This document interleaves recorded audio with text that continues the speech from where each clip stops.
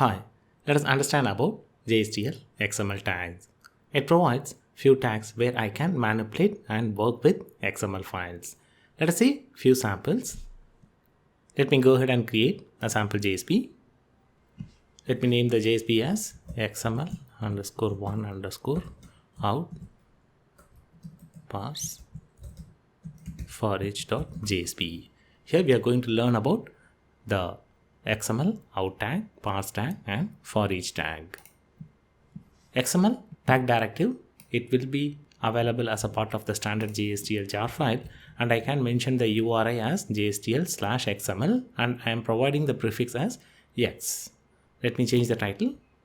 Here I am going to use an XML file and read the XML file, print it in a HTML table format. For that, let me go ahead and add an XML file called books.xml.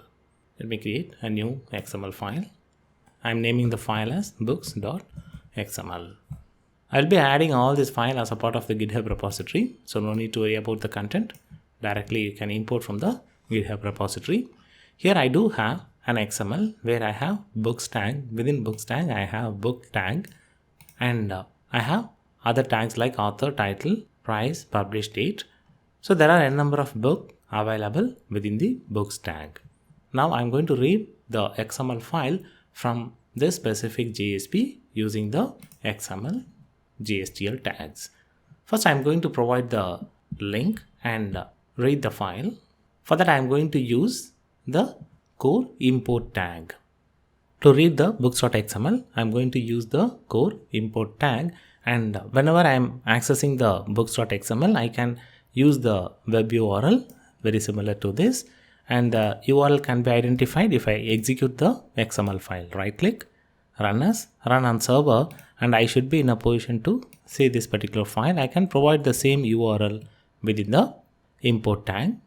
So I'm adding the core import tag by providing the URL, and I am giving the variable as books.xml. Now I'm going to parse this particular variable books.xml and assign it to a variable books.doc. Here I am providing the XML content. The core import tag will get the entire content of the XML, and I am providing the XML content over here to the parse tag of the XML directive. Let me go ahead and iterate through this particular variable. For that I am going to add a table tag. Within table I am going to add the header row. Then I am going to have a for each tag of XML. So within JSTL XML tags I do have for each as well. So I am prefixing with X for each. Every element within this particular variable, that is within books.doc, books and book will be considered as an element. So within the documentation books, this particular book is one single element that will be stored within the variable book. And I will be accessing the element author within the book element, and I will be printing it using the out tag of XML. Let me close the table. Here what I have done, I have read the XML, stored it in the variable, and I'm using the XML parse tag and parsing the XML. And I am going to iterate over the XML document. I am providing the node at which what I have to iterate and which element should be stored as a single element, and within the element I am accessing the values and printing within the cell of the table. Now if I execute this JSP, I should be in a position to get the XML data in the table format. So I have the XML data in a beautiful table format, and almost I have not used the scriptlet at all.